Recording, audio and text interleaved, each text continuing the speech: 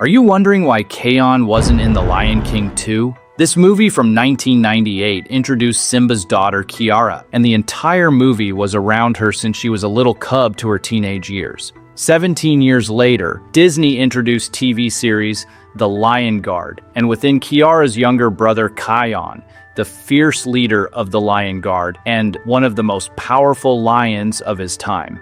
But we've never seen him in The Lion King 2. You will see people around the internet saying Kion was just an afterthought, and some of them don't even consider him and the entire Lion Guard canon. But they are fools. Disney did an excellent job of fitting the Lion Guard into the Lion King storyline. Kion and the entire Lion Guard is canon. But then, how Disney explains Kion's absence from The Lion King 2? First, we should look at the age difference between Kiara and Kion. In The Lion Guard, we see that Kiara is a little older. Due to this, she is the successor of the throne and not Kion. Because I'm training to be Queen of the Pride Lands. At the beginning of the Lion King 2 movie, you see Kiara as a very young cub, so we assume he hasn't been born yet. But why you haven't seen him for the rest of the movie either? After Kiara as a little cub, we immediately see her as a teenager. So Kion was born and became the leader of the Lion Guard in between these two time points. He also met Zira and other outsiders at this time. After he found out she's evil, he roared them to the termite mound. To understand why Kion wasn't seen while Kiara was a teenager either, we have to go to the point he defeats Scar's evil spirit. The Lion Guard had a perfect plan, but unfortunately, Scar also had a plan. When the Guard entered the volcano, Scar's ally, Ushari, a venomous snake, bit Kion, leaving him a scar across his face similar to Scar's. Although Kion destroyed Scar with the help of the lions of the past, the venom from the snake starts to work. It was meant to make Kion unable to recognize what is wrong and right. In this scene, Ono also gets injured by diving into the volcano to save Bunga. Ono hurts his eyes and loses his sight. When they went to Rafiki, he told them he can't heal them, therefore sended them to the Tree of Life. This leads us to the reason of Kion's absence in the rest of the Lion King 2 movie. The journey of Kion and his guard to the Tree of Life was very long, and they made up enemies throughout. Once they've left the Pride Lands, that's the time we see Kiara going out for her first hunt in The Lion King 2.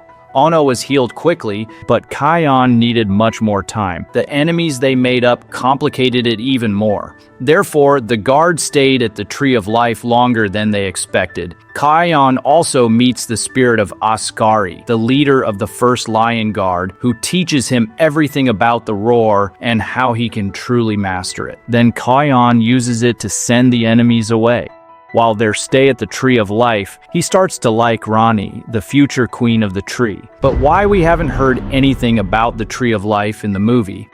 It's because, at this time, lions in the Pride Lands were busy fighting Zira and her outsiders. After some time, the Guard gets called back to the Pride Lands by Jasiri, a friendly hyena, and Janja, a hyena who recently moved to the good side. They told Kion that Zira and her lionesses attacked the Pride Lands. That's what you can see in The Lion King 2. The entire Lion Guard immediately headed to the Pride Lands, but the distance was very long. By the time they arrived, the drama with Zira was over and everything was solved. The Pride Landers explain to the Guard what has happened, that after the outsiders trying to attack Simba's pride, Kovu and Kiara stopped them. Kiara told them they don't have to fight because they are all the same. Everyone made peace except for Zira, and in the end, it destroyed her. Do you recognize this story? This is exactly what we saw in The Lion King 2. So, Kion could have been born in the Lion King movie, but he just was away at this time. We hear Kovu saying, Zira raised me to believe that Simba was our enemy. But after I got to know Simba and Kiara, I realized she was wrong. Then we see them living together, exactly as in the movie. But some other things happened too while Kion's guard was away at the Tree of Life. Kovu's sister had created a new Lion Guard. After battles to decide which guard is better, Vitani told Kion, I don't need the roar, Kion. I'm fierce enough to lead the Lion Guard without it. Kion remembered what Askari told him. Only one who is willing to let go of the roar completely can truly master it. And when he saw how fierce Vitani was, even without the roar, that's when he realized he has to pass it on.